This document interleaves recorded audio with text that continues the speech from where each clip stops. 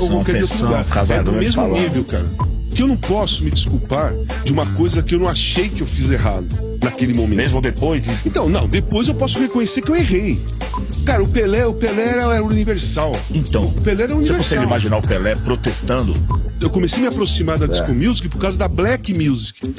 Eu nunca, mesmo trabalhando na TV Globo, eu me omiti de fazer uma colocação social, uma colocação antirracista, uma colocação contra a homofobia, contra o machismo. Eu tô aqui dando entrevista pra você. Tudo que eu vou falar aqui é tudo que tá passando na minha cabeça agora. Eu não fico estudando. Você me faz a pergunta, eu vou e respondo. Salve rapa, salve massa, estamos aqui de novo, chegou quinta-feira, MB10 na voz, mandando aquele forte abraço sincero leal do meu lado esquerdo, Semaia Oliveira. Satisfação total. Rimou legal, viu? Aí um dia especial, esse cara é especial, ele realmente, ele tem minha admiração, não jogou no meu clube do coração, mas a gente sempre fez parte do mesmo time, ele é ariano, como já defini aqui, ele é jogador de futebol, define a si mesmo como uma pessoa intensa. É um cara que não tem medo de chorar e nem de dizer eu te amo, em público. Na década de 80 foi revelado como jogador pelo Corinthians. Olha só, atenção massa corintiana. Fez parte do movimento Democracia Corintiana ao lado de Vladimir e Sócrates. Forte abraço, meu parceiro Gabriel. Integrou a seleção brasileira durante a Copa do Mundo de 1986. Também fez carreira internacional em Portugal. Jogou no Porto, um dos maiores clubes de lá. Na Itália jogou no Ascoli e Torino. Quando voltou ao Brasil, defendeu o Flamengo. Só jogou em time grande, hein? E voltou ao Corinthians devido ao apelo popular, né? Depois de 13 anos em campo, encerrou sua carreira em 1996. Fora do gramado, já completou 26 anos como comentarista esportivo. Senhoras e senhores, com você, Walter Casagrande Júnior. Fala aí, mano. Muito obrigado pela sua... Eu que agradeço. Presença, aceitar o nosso convite, ser um cara atarefado. Tava esperando. Obrigado, a gente só se cruzou em aeroporto pra lá e pra cá, mas parar pra bater um papo, trocar uma ideia é a primeira vez, né? Primeira vez. Grande momento, né? Eu acho.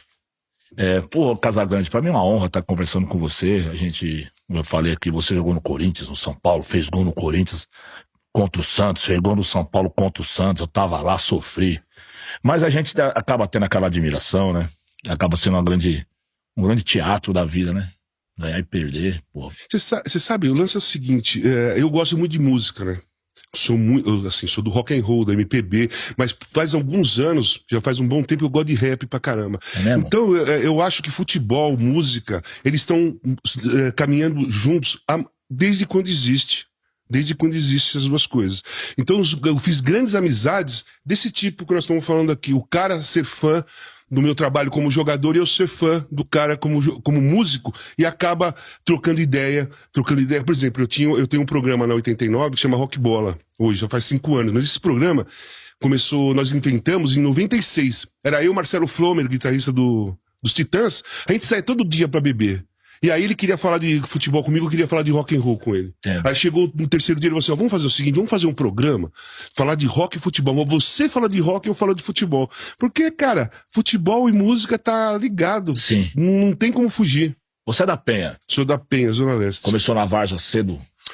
Eu comecei jogando na escola, no colégio mesmo, né? Campeonato interno do colégio, tal, bem pequeno, 10 anos, 11 anos de idade. E aí eu comecei a chamar a atenção ali da região. O primeiro time de futebol de campo, assim, que é Várzea, que eu joguei, eu tinha 11 anos, foi Brasil 74 o nome do time chamava, porque era o ano de 74 que ia ter a Copa do Mundo. Fizeram um time de garotada e o time chamava Brasil 74. Foi a primeira memória que eu tenho, assim, colocando uma camisa, sabe? Chuteira, assim, pra jogar. Família, pai, mãe, irmãos... meus pais já morreram, né? Morreram não faz muito tempo também. E eu tinha 2 irmãs, uma irmã faleceu em 79, então eu cresci sendo criado pela minha mãe e pelas minhas 2 irmãs enquanto meu pai trabalhava, né? Então eu gosto sempre de deixar bem claro, porque eu tenho orgulho disso, sabe? Eu tenho orgulho de ter crescido meio feminino, sabe? Com uma alma meio bem destacada, e eu gosto do meu lado feminino porque eu aprendi com a minha mãe e com as minhas irmãs. todo o cuidado, toda o conhecimento da dificuldade das mulheres dos anos 70, principalmente, e a dificuldade dos anos de hoje também. Nós vivemos numa sociedade machista e eu acho que as mulheres estão crescendo, estão criando, estão conquistando pelo próprio talento, pela própria luta, e precisa de homens apoiando também, porque a sociedade é machista. Se a gente não conseguir, se a gente não apoiar, se a gente não pôr a cara para bater e defender, porque defender é a palavra errada, a mulher não precisa de defesa, a mulher precisa de apoio, né? Proteção, abrir talvez. as portas, abrir as portas, né? Dar o chute na porta para elas entrarem, porque eu analiso as pessoas pelo talento, não por gênero, não por raça, não por cor, não por classe social. É o talento. Então, eu gosto desse meu lado porque eu aprendi com a minha mãe. O Tupac falou isso que você falou aí. Ele falou, o meu lado feminino vem da minha mãe, eu fui criado pela minha mãe, não tem como... Não tem como. Sabe que eu tinha... Num primeiro momento, por muitos anos, foi uma coisa difícil pra mim. Porque minha mãe falava desde pequena assim, Valtinho, numa mulher não se bate nem com uma flor. Certo. Valtinho, nunca faça mal pra uma menina. Então, quando eu comecei a sair de casa e começar a namorar, eu não tinha um parâmetro do que era fazer mal pra uma menina e do que é bater com uma flor. Então, como eu tinha toda essa história na minha cabeça, da minha mãe e das minhas irmãs, eu preferia não encostar. O sobrenome da família Casagrande, a família Casagrande, o sobrenome da família toda, vem de onde? Italiano, vem de Udine. Então eu tinha esse cuidado todo. E agora, depois que eu virei adulto, que eu passei por tudo que eu passei, que hoje eu sou um cara que tem uma vida equilibrada, esse lado feminino pra mim bateu muito forte e eu adoro ele. Adoro mesmo, sabe? O que seu pai, a profissão da sua mãe e do seu pai, eles faziam o quê? Então, meu pai era motorista, minha mãe era dona de casa, eu venho de uma família classe média baixa, muitos momentos bons, outros momentos mais com dificuldade. As minhas irmãs estudavam. Você cresceu nos anos 60? Eu nasci em 63, certo. E na realidade, assim, eu acho que eu comecei a viver mesmo de 70 pra frente, porque foi quando eu vi a Copa do Mundo de 70. Eu já ouvia minha família toda corintiana pra caramba, então eu só falava de Corinthians, Rivelino e Pelé.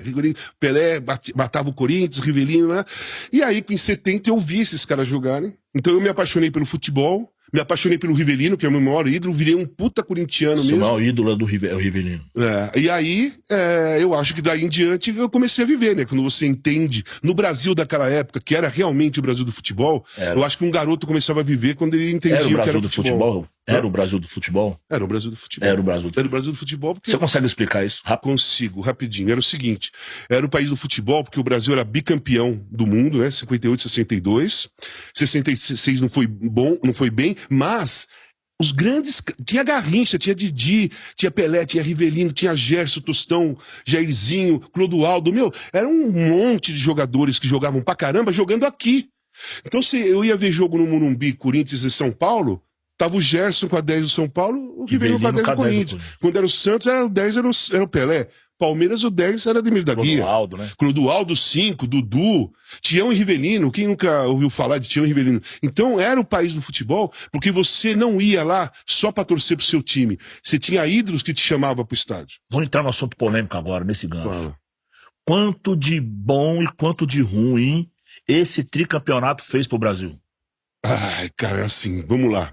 Pro futebol, 70. pra bola rolando, foi maravilhoso. Certo. Porque eu acho que é a melhor seleção de todos os tempos. O que eles fizeram na Copa de 70 eu nunca vi fazer e nós nunca vamos ver fazer. Principalmente com a seleção brasileira. Mas, por outro lado, aquela seleção ela foi muito usada pela ditadura militar. Certo. Se você vê documentários da época, parece que quando aparecem as festas do campeonato, só aparece o Médici 90% das vezes. Parece que o Médici que fez o gol de cabeça contra a Itália, né? Não foi o Pelé. Parece que foi o Médici. Então, a taça Jules Rimet aparece mais na mão do Médici do que na mão do Carlos Alberto, que foi o capitão. Então, foi muito usada, mas os caras não têm culpa disso. O jogador não tem culpa disso. né? Porque naquela época muitos cobram o Pelé, muitos cobram os outros jogadores. Eu também já cobrei pra caramba, eu já fui radical. Você já cobrou? Já cobrei. Você cobrava o quê? Eu já fui radical politicamente e já fui muito radical em todos os sentidos. Eu fui muito radical. Eu tive uma época que rock and roll era tudo pra mim, heavy metal era tudo pra mim, o resto eu não queria saber, eu era radical. Teve essa época. E na política era o seguinte, por que eu era radical? Porque eu cobrava os caras, porra, cara, os caras não tinham que ter ido lá no palácio, apertar a mão do Médici, o presidente mais assassino. Ditadura, braba. Quer dizer, tem um agora que tá ganhando dele, né? Mas até aparecer essa figura aí, o Médici o era o Médici é presidente. famoso. Hã? As pessoas, o Médici é famoso. Famoso pelo tudo que ele fez de ruim. E então eu achava, mas depois, cara, depois que eu comecei a crescer, comecei a estudar, comecei a ter mais conhecimento, cara, os caras eram torturados e mortos e os caras jogavam no rio, jogavam no mar, punha no saco, o avião ia, abria a porta do avião, os caras jogavam no mar. Isso Quantas parece pessoas muito distante, né?